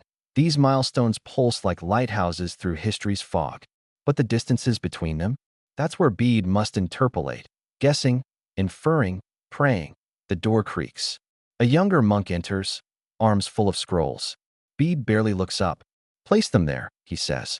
The monk does, then lingers. Do you think, the young monk asks timidly, that Adam saw the stars the way we do? Bede doesn't answer immediately. He dips his quill again. Writes 3 careful words. Adam named light. Then he looks at the boy. Yes, but I think he heard them more. The boy leaves, appropriately mystified. Bede resumes his timeline, but you notice he's now tracing a second set of numbers beside the first. This column marks something else entirely, the reigns of English kings. Edwin, Oswald, Egbert. He's nesting their dates within biblical history, like twigs in a vast ecclesiastical nest. You realize what he's doing. He's making English time matter in the grand scheme. Bede doesn't just want to tell when Christ was born. He wants to prove that Northumbria's faithful men kneel within the same cathedral of centuries as anyone in Jerusalem, or Rome. In the corner of the page, he draws a small star. Not decoration, notation. He's marking the night sky alignment that accompanied a turning point in his chronology, the conjunction of Jupiter and Saturn. A celestial nod, perhaps, to the Magi. The candle burns lower. His ink fades thinner, but his numbers, his years, they're thick with conviction. Not sterile digits, but signposts. Pillars. Bones of memory. You close your eyes briefly, just long enough to feel the floor sway beneath you, as though the entire room has become a wheel, turning ever forward, through dynasties and dust, through calendars and creeds. Time, in Bede's hands, is a ladder. And tonight, you're watching him build each rung, one careful century at a time. The next morning, you're barely awake when you hear Bede muttering again. Something about the 72 generations. You sit up slowly, robes stiff from the chill, and shuffle across the stone floor toward his table. There, with another fresh sheet of vellum and the same resolute stare, Bede is now mapping genealogy. This time, he's drawing from the Gospel of Luke, chapter 3, specifically, where the lineage of Jesus is traced all the way back to Adam. It's a long list. The son of Enos, the son of Seth, the son of Adam, the son of God. 77 names in total, though most traditions refer to the 72 generations. Math, again, is subjective depending on your source. Mainstream fact, genealogies in ancient texts weren't always about biology. They were political. The gospel writers tailored their lists to match prophecies. Matthew, for example, structures his into 3 perfect sets of 14. Luke chooses a different route, possibly to align Jesus with the priestly line, but Bede isn't caught up in the politics. He's transfixed by the idea of descent as sacred time. Each name a tick on the cosmic clock, a chain through which divine intention travels. He dips his quill and begins to copy the names one by one in Latin. Edemus, Seth, Enos. You lose track after a few dozen. He murmurs as he writes, like he's reciting a spell. The script curves neatly, alternating between brown ink and occasional red rubrication. Jesus' name, notably, in vermilion. Quirky tidbit. Medieval monks sometimes added tiny flourishes to names they admired. A faint halo over David. A swirling loop on Enoch. You spot one here. A faint golden dot beside Melchizedek. No explanation. Just reverence. Suddenly, Bede halts. His hand hovers midair. But where? He whispers. Do you place Kainan? You blink. Who? Turns out, Kainan is a mystery man. He appears in some manuscripts between Arphaxad and Shelah after the flood, but not in others. Luke includes him. The Hebrew Bible doesn't. Bede stares at the page like it's playing a prank. He jots two versions, one with Kainan, one without. Just in case, historians still argue whether the inclusion of Kainan was a scribal error or intentional harmonization. Some say it was added to match Greek traditions. Others think it crept in accidentally when copying genealogies across languages. But for Bede, the stakes are spiritual. One wrong link might throw off centuries that he rolls out of fresh parchment, longer this time. He's building a master timeline. From Adam to Christ. From Christ to the present. You glance over his shoulder and see a long, tapering line drawn through ages, with small vertical dashes, like train stops on a route that spans millennia to the midpoint. He marks a cross. Not in blood red, as you'd expect, but in deep blue ink, perhaps to evoke peace. Or maybe the ocean, across which salvation has traveled. You watch him lean back, stretching his cramped fingers. We measure not years, he says softly, but grace. The air is warmer now. Midday. Through the arched window, you glimpse sunlight glinting off the lead lines of the glass. Outside, a brother gardens quietly, spading soil for spring herbs. You half expect him to dig up a century. Back inside, Bede adds marginalia, small notes about reigns and empires. He connects the birth of Abraham to the rise of Nimrod, then places the founding of Rome right before the prophet Isaiah. It's like watching someone thread beads on a 1,000-year necklace. One note catches your eye. Anno Mundi 5199, Christ born. That's Bede's estimate for the incarnation. 5,199 years after creation, give or take. Not because he was sloppy, but because the source material isn't tidy that he adds a comment beside it. Others say 5,500. That's from Egyptian reckoning, probably Clement of Alexandria. Bede shrugs it off. Too round, he mutters. Too neat to be true. You find yourself oddly touched by this. He's not chasing certainty. He's chasing fidelity. Like a man trying to reconstruct a symphony from scattered notes, refusing to compose what isn't already written in the stars. Another monk appears, this one older, carrying a shallow bowl of water and a crust of barley bread. Bede thanks him, takes a sip, then resumes his work without ceremony. You glance again at the names, so many names. Some known, some obscure. Ru, Pelik, Nahar. Their syllables feel ancient in your mouth. Whisper them slowly, and it's like brushing the spines of forgotten books. Then Bede writes something startling in the margin. Just a single line. If the world began in March, it began in blossom. You smile. A poetic theory. Creation not as a cold spark, but as a bloom. Newness not from nothing, but from scent and light and petals. He dots the parchment, closes his eyes briefly, and nods. As if some deep tension, stretched across generations, has eased, just slightly. You wake the next day to the faint rustle of pages. Bede is already up, hunched over a scroll thicker than your forearm, the candle at his elbow guttering in the drafty chamber. He's murmuring again, something about lunar cycles. You blink twice, stretch your arms, and shuffle across the cold stone floor. This time, his obsession isn't generations or genealogies. It's calendars. You peek over his shoulder. In front of him lies a diagram shaped like a wheel, not unlike a medieval zodiac. There are 12 segments, marked with lunar symbols and curious annotations in Latin. You notice the word Pacha, Easter, highlighted in red ink and ringed with a tiny gilded sunburst. Mainstream fact. In the early church, there was no universal agreement on how to date Easter. Some celebrated it on the 14th of Nisan, aligning with the Jewish Passover, regardless of the day of the week. Others, like the Roman tradition Bede favors, always placed it on a Sunday following the full moon after the spring equinox. Hence the chaos. Quirky tidbit. The earliest Christians, in trying to fix Easter's date, sometimes used moon tables derived from Babylonian astronomy and Roman imperial almanacs. One particularly enthusiastic monk even proposed a 532-year cycle that allegedly synchronized solar and lunar years, because, clearly, Jesus wouldn't want his resurrection date floating randomly. Now Bede's attempting his own harmonization. He's cross-referencing Dionysius Exiguus's Easter tables, the same monk who invented the AD system, with earlier Alexandrian calculations and local Celtic traditions. You catch sight of a note.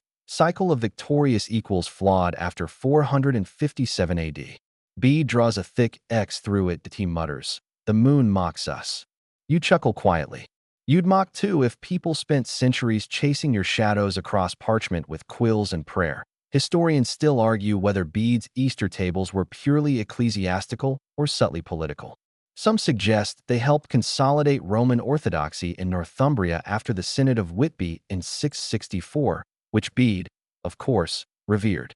Others believe he was just tired of everyone arguing about what day brunch was supposed to be sacred. The sun glints through stained glass now, painting circles of colored light across Bede's wheel. He doesn't notice.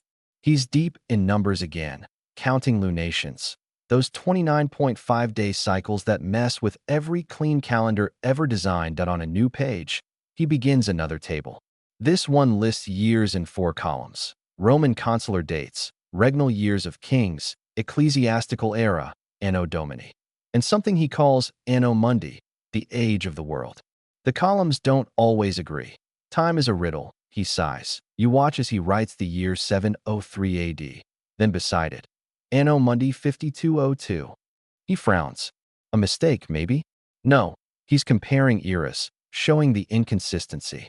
He draws arrows back and forth, linking contradictions. Then, just for fun or madness, he adds the Hebrew year.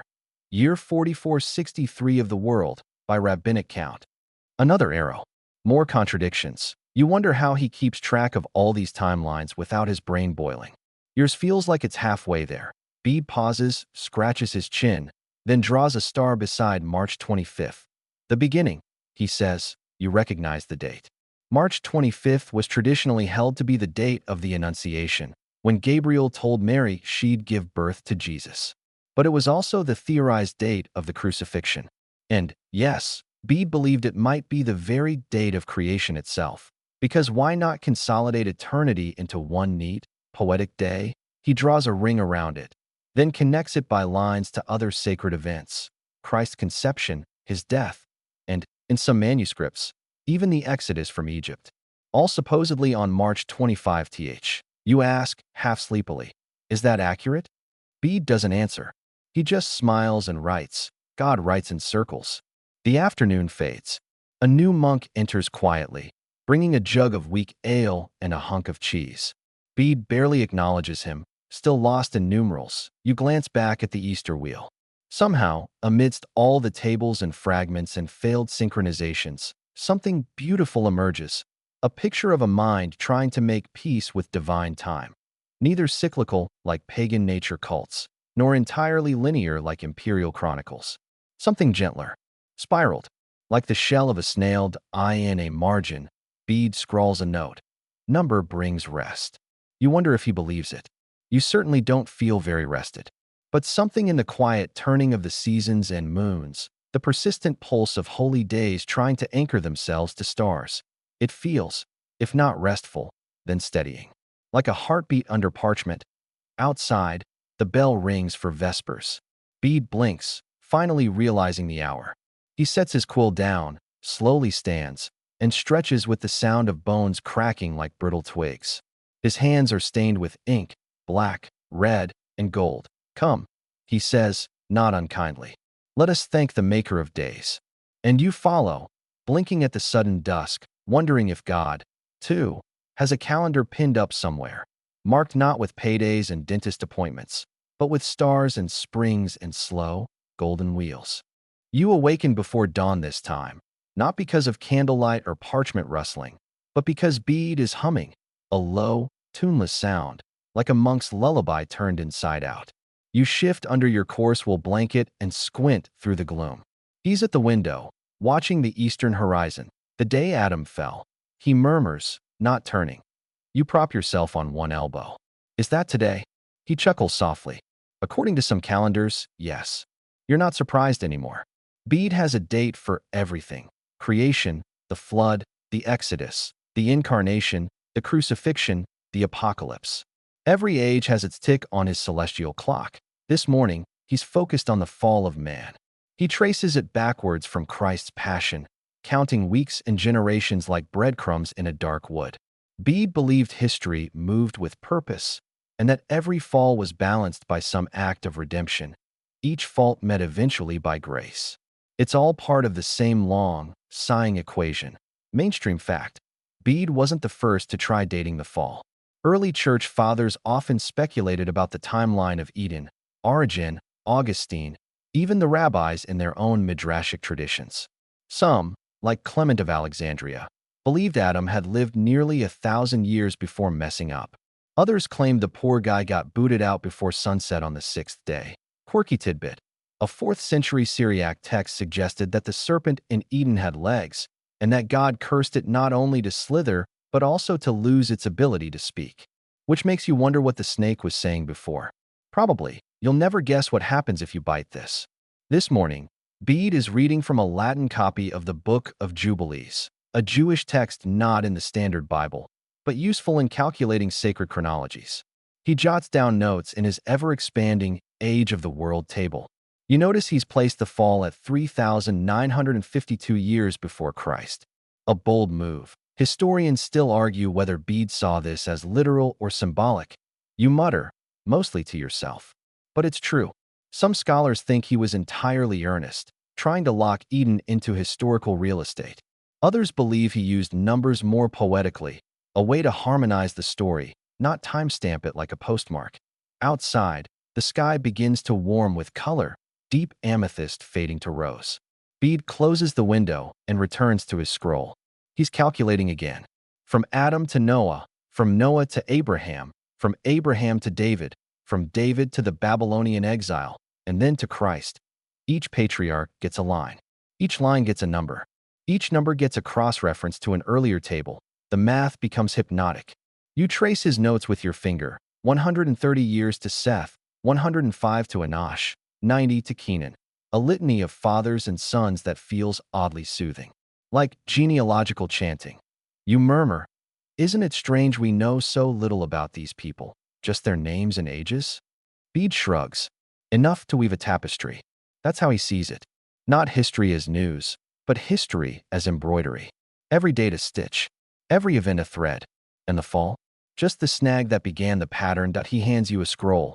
It's a genealogy of Mary, mother of Jesus. On the back, he's written another list: feast days, eclipses, and prophecies fulfilled. He's trying to show that everything links. That time is a dance, not a stumble. You flip the scroll, then pause. Bede, why does it matter so much?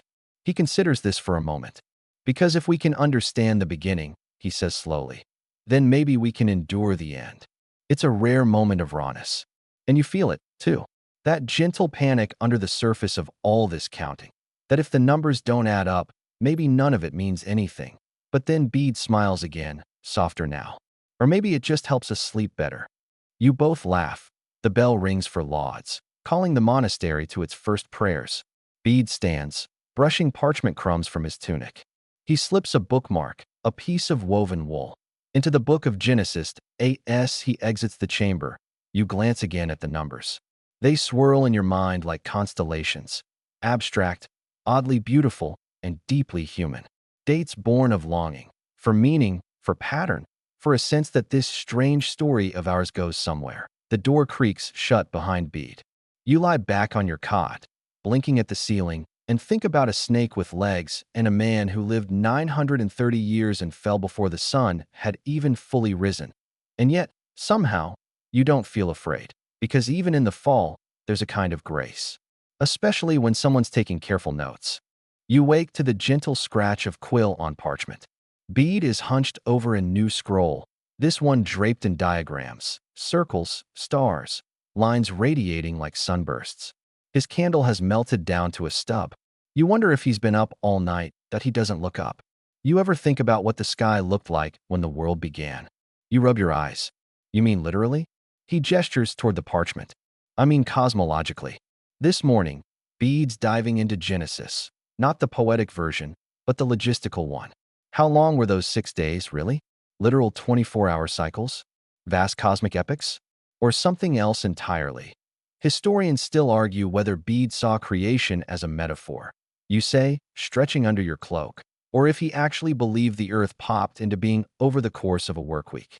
Bede, of course, believes in both the power of allegory and the joy of math. For him, Genesis is a puzzle, a riddle coded in divine numerology. He's fixated on the word day, in Hebrew, yom, which can mean a 24-hour period or simply an age. He flips open a commentary from Origen, who argued that God's days weren't like ours at all. Quirky tidbit. Origen once suggested that creation happened outside of time entirely, in a dimension beyond human clocks, which sounds suspiciously like the plot to a sci-fi novel. But Bede eats it up that he begins reading aloud from his Latin translation of Genesis, adding margin notes in Anglo-Saxon. You try to follow, but your brain is still stuck on that idea of time not existing yet. If there was no sun until day 4, how did days 1 to 3 even happen? Bede taps the page. Exactly. To solve this, Bede turns to Augustine. Good old St. Augie argued that God didn't so much create time as unfold it, like a scroll being unrolled in slow, divine motion. He suggested that time itself was created with the world, not before. You glance at the candle. So time has a birthday? Bede smiles. That's one way to put it. He shows you a diagram of concentric circles. The outer ring is labeled eternity. Inside time. Inside that, history. And at the very center, like the yolk of a cosmic egg, is a golden Genesis 1 verse 1. Mainstream fact. The idea of creation as both an event and a process was common among early church fathers. They saw the Bible not as a science textbook, but a sacred code, layered, symbolic, and riddled with metaphors that pointed toward truths larger than literal readings. Bede nods toward his other scrolls. The Jews had 2 calendars, sacred and civil. The Greeks had 3. The Romans just made theirs up as they went along. You chuckle. That explains a lot. He hands you a charcoal pencil. Try this, he says. Draw the first day of the world. You hesitate, then sketch a blank circle. Perfect. He says that as the morning deepens, you move to the window. The priory garden is still wrapped in mist. Dew clings to the herbs, lavender, sage, a little patch of rue. A cat stalks silently along the wall, tail like a metronome. The world feels paused. Bede joins you with a steaming cup of something vaguely spicy. The ancients didn't measure time in seconds, he murmurs. They measured it in stars, in harvests, in the wrinkling of the face. You sip the brew, warm, pungent, oddly calming. You think we'll ever really know when the world began? You ask. Bede raises an eyebrow. Do we need to? And there it is, the paradox at the heart of his obsession. He's calculated the date of creation, sure, 3952 BC by his reckoning. Or was it 3950? Depends which manuscript you check. But he knows it's all scaffolding. Beautiful, fragile scaffolding built to support a mystery no calendar can hold. A bell tolls. 2 sharp chimes. Mid-morning prayer. But Bede doesn't rise. Instead, he stares out the window, watching the cat vanish into the hedge. What if creation didn't begin with light, he whispers. What if it began with silence? You let that thought settle in. Silence as the first element. Before stars, before matter, before even the word let. Just stillness. Time passes. Or maybe it doesn't. Eventually, Bede stands, brushes crumbs from his robe, and returns to the table. Come, he says. We've got to place Adam on the timeline. You sigh, roll up your sleeves, and follow. The scroll you unroll next is a sprawling family tree, less diagram and more labyrinth. Names wind like ivy in inked loops and branches, starting with Adam and stretching toward known history like vines crawling up a stone wall. Bede's handwriting starts tidy and gradually deteriorates into a series of frantic curls. You spot Methuselah somewhere near the middle, surrounded by overlapping dates and a doodled donkey. We'll need to sort out the patriarchal spans, Bede says, tapping his quill. It's the only way to calculate how long from Adam to Abraham, and from Abraham to the birth of Christ. You stifle a yawn. Why does every Old Testament figure live to be 900? Bede shrugs. They had fewer preservatives back then. Still, he's serious about it. According to Genesis, Adam lives 930 years, Seth 912, Methuselah clocks in at 969, the record. These impossibly long lifespans aren't just curiosities. They're essential to Bede's work. He isn't simply guessing the age of the Earth. He's counting it, generation by generation. Mainstream historical fact. This type of biblical genealogy-based chronology wasn't unique to Bede. Eusebius of Caesarea and even the Jewish historian Josephus tried similar methods.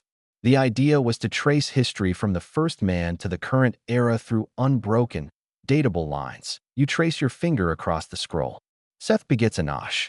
Enosh begets Kenan. So many begots, so little time. Where do you even get these numbers? You ask. Bede doesn't look up. Septuagint mostly, but sometimes the Vulgate. And if I'm feeling brave, the Hebrew. That last bit's a joke. Kind of. Historians still argue whether Bede realized the timeline he was assembling conflicted depending on the translation. The Hebrew Bible's genealogies shave centuries off the total span compared to the Greek Septuagint. And the Samaritan Pentateuch? That one throws a whole new wrench in the cogs. Bede keeps 3 versions on hand and cross-checks obsessively. In one margin, you notice a note. Methuselah lives past the flood, followed by a heavily underlined impossible. Another scholar might have left it at that. Bede redraws the timeline entirely to fix the discrepancy. You sip a mug of water, eyes squinting at a scribbled column. Wait, if Noah's father was born while Adam was still alive, Bede nods. The ancients thought of history as a hand-me-down garment, worn in layers, overlapping, and suddenly it clicks. In a world with no printing press, no digital archive, no Wikipedia, genealogies were time machines. If your ancestor spoke to someone who spoke to someone who saw the garden, then you weren't just connected to the past. You inherited it. Quirky tidbit. Medieval manuscripts sometimes included marginal drawings of the patriarchs with symbols. Adam with a spade, gardener. Noah with a boat. Methuselah with a walking stick half the length of the page. Not because it was useful. Just for flair. Bede's version includes a bonus.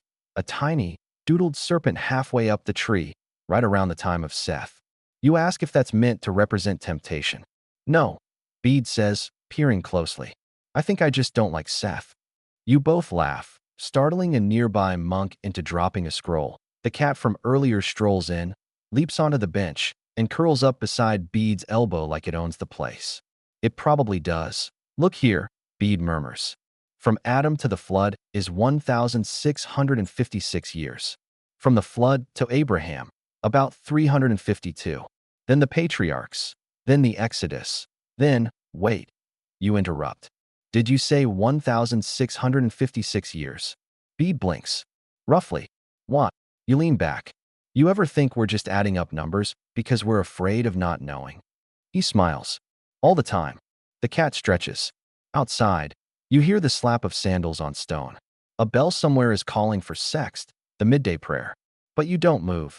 Bede closes the scroll and smooths the parchment with one careful palm. The thing is, he says, none of this is about proving anything. You raise an eyebrow. No, it's about listening. To silence. To names. To the way centuries brush up against each other. You glance at the scroll again. Hundreds of names, most forgotten. No battles, no empires, just people. Living. Begetting. Dying. That it's oddly comforting. Does this all end with Jesus? You ask. Bede chuckles softly. It ends with now? It ends with you. He points to the last blank branch on the scroll. Your name could go there. You frown. I'm not biblical. Doesn't matter, Bede says. You're here. You're part of the unfolding. Outside, the priory garden buzzes faintly with bees. The breeze carries the scent of rosemary and drying parchment. The cat purrs, a tiny metronome ticking across time. You breathe in the dust, the ink, the afternoon sun, and you begin to believe that maybe, just maybe, you've always been on this timeline, too. The next morning begins with a groan. Yours, not Bede's, as you stretch out under a coarse wool blanket that smells like musty sermons and sheep. The priory hums softly with the usual noises, distant chanting, the scratch of quills, a hiccuping monk sneezing 5 times in succession. Bede is already up, robe tucked under one arm. Pacing across the scriptorium floor like a man who's just remembered 3 crucial millennia he forgot to add, he gestures for you to follow and leads you to a long wooden table. Laid out on it is not a scroll, but a map, sort of. It's circular, with Jerusalem at the center, 3 continents fanning outward like petals, and an outer ring of ocean labeled Mare Ocynum. The corners are decorated with small sea monsters, and one side features a monk calmly pointing at what appears to be a unicorn. You've seen less bizarre things on the internet, but only barely. We've calculated time, Bede says, but now we must locate it. You blink. Like on Earth. He grins. Exactly. Time is anchored in place. Mainstream historical fact. Early medieval maps, like the T and O map you're now staring at, weren't meant for navigation. They were theological tools, diagrams of salvation history rather than geography. East was usually placed at the top, with Eden located somewhere near India. Jerusalem, naturally, was the center of the universe. Bede points to Eden, drawn here as a peaceful walled garden with 4 rivers streaming from its center. Creation began here. The earth is holy not just because it's made, but because it holds memory. You nod slowly. So this is historical cartography. He considers. More like devotional geography. The map shifts as he smooths its creases. You spot a label, Gog and Magog. That's comforting. You mutter.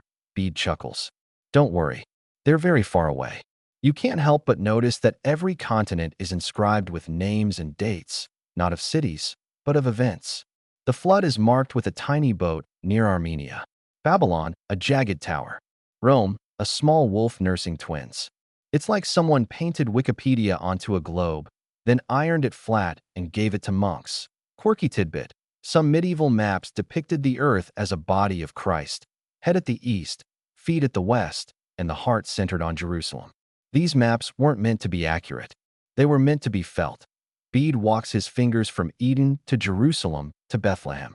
You see, time spirals outward. Creation, fall, redemption. It's not a line. It's a journey. You find a corner labeled Ultima Thule. Is that where time ends? No, Bede says. That's probably just Iceland. The parchment smells of smoke and dried herbs. It's been touched 1,000 times. Smudged by generations of careful hands. The kind of where you only get from love. Historians still argue whether these maps were taken literally by the monks or understood as symbolic. Some scholars believe the monks believed in monstrous races at the map's edge, dog-headed men, blemii, people with no heads and faces in their chests. Others say the monsters were metaphors for spiritual disorientation, for lands outside salvation's reach. You run a fingertip along a river, which ends in a blotchy stain. What happened here? Bede frowns. Oh, that's just a tea spill. It doesn't diminish the sacredness of the map. If anything, it makes it more real. You think about all the things this world contains, wars and weddings, eclipses and eclipsed empires, and how it all gets squeezed into a circle small enough to fit on a single table. I don't think I've ever seen the earth like this before, you say. Most people haven't, Bede replies. But you live on it anyway. He unrolls another piece, this one a parchment calendar. Zodiac signs, feast days, equinoxes. A whole universe of time etched beside its place.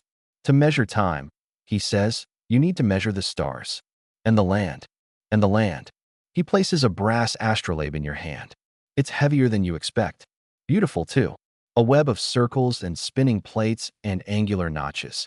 This is for measuring the heavens, he says. You built this? No. Someone wiser. But I know how to listen to it. He shows you how to find the date by aligning the stars. How to calculate prayer hours by the sun's angle. The whole cosmos reduced to brass and patience. You watch as he adjusts it, and a faint glimmer crosses his face. This is why, he murmurs. Why the date of creation matters. Because of calendars? Because it means time has a beginning. And if time has a beginning, then it might have a purpose. He doesn't reply, just smiles and gently hands you the astrolabe. Outside, bells toll again. Birds circle above the priory rooftops. Somewhere, a page flips. A prayer starts. A life continues. You stare at the map, then the sky. And for a moment, you are exactly where you're supposed to be. You settle back against the cold stone wall, astrolabe in hand, the weight of time pressing into your palm like a warm coin. Bede, now quieter than usual, returns to the scriptorium and kneels beside a shelf packed with scrolls and codices. He selects one bound in worn leather, its corners darkened with thumbprints, the spine frayed from generations of curiosity. "This," he says, handing it to you reverently, "is where I wrote it all down." You lift the cover carefully. The vellum creaks. Inked lines curl and loop in the precise hands of a monastic scribe. It begins, as you might expect, not with dragons or battles, but with lists, kings, flood dates, eclipses, reign lengths. Not riveting, but relentlessly orderly, like someone trying to make sense of the universe with little more than a goose feather and a lot of ambition. Mainstream historical fact. Bede's most famous work, the Historia Ecclesiastica Gentis Anglorum, was not only a religious history of England, but also introduced the practice of dating events Anno Domini, in the year of our Lord. His system reshaped how Europe thought about time itself. Before Bede, time was local. After Bede, it had a shared anchor. You flip pages. There are diagrams of moon phases, calculations scrawled in margins. At one point, Bede seems to second-guess a lunar table, then crosses it out with the gentlest of lines, as if he's apologizing to the moon itself. "This is intense," you murmur. "It had to be," he says. "If you're going to say when creation began, you must also account for everything after." You pause. Even the end? He doesn't look up, especially the end. He returns to his own desk, dipping a quill into ink the color of burnt figs. The sound of scratching returns. You watch him work. It's methodical, like breathing, like prayer. Quirky tidbit. Bede once tried to calculate how long a raindrop would take to fall from the sky based on angelic choir cycles. His estimate was ambitious. Medieval science didn't always get the numbers right, but it always tried. You glance at the cover again. No grand title. Just Chronica Maiora. Big chronicle. Humble for someone trying to timestamp the beginning of the cosmos. The scriptorium dims as dusk settles in. A candle is lit, its glow flickering gold over parchment and robes. You hear the soft shuffle of monks retiring for Compline. Someone yawns, loudly, and is promptly shushed. Outside, stars bloom one by one, each a tiny beacon of patience. Bede finally sets down his quill. "The work is never finished," he says, "but it is always begun." You ask him, softly, "So when did it all begin?" He smiles gently, almost sadly. "According to my reckoning, 3952 BC. Historians still argue whether Bede truly believed that exact year or whether it was symbolic, a number designed to link the age of the world with biblical genealogy. Some say he knew better. Others think he clung to it with conviction. But you realize now it's not the number that matters, it's the act of trying. The candle gutters slightly. You watch the wax pool in slow spirals. Time melting. Creation measured in drips. So what happens next? You whisper. Bede gestures to the window. You return to your own century, your own questions. And you? I stay, writing, calculating, waiting for the end of the sixth age. You chuckle. Hope you brought snacks. He doesn't laugh, but his eyes twinkle. You gather your things. The astrolabe, the worn book, a tiny scrap of parchment you tucked away, just a doodle, really, of a monk and a dragon having tea. You couldn't help yourself. As you step outside, the night wraps around you like velvet. The stars, once remote, now feel familiar. You think of time not as a ticking clock, but as a spiral staircase. Each step different, but part of something rising. Wine brushes your face. You close your eyes, and in the deep hush that follows, you feel it. Not certainty, not finality, but peace. Word count, 1053. Now for the wind down. Take a slow breath and let your shoulders sink just a little deeper into whatever you're lying on right now. The candles are out. The scriptorium is silent. Bede has gone back to his scribbling somewhere far away in the past, and you're safely curled up in the soft, sleepy folds of your present. Your mind might still be wandering through medieval scrolls or counting the constellations on a painted ceiling. That's okay. Let it drift. Let those thoughts stretch out like monks on a stone bench, mumbling psalms to themselves that you've spent this night traveling across centuries, from Eden's garden to candlelit maps to the moment someone whispered a year and hoped the world would understand. And even though it all sounds impossibly ancient, you're part of it, too. Time didn't stop with Bede. It carries on in your heartbeat, your breath, your dreams. So if your eyes haven't quite closed yet, that's all right. Just let them grow heavier, like pages turning slowly in the dark. You're allowed to rest now. The questions will still be there in the morning. But for tonight, let your mind quiet. Let the scroll unroll one last time, only to reveal a soft, blank page. Sleep well, traveler.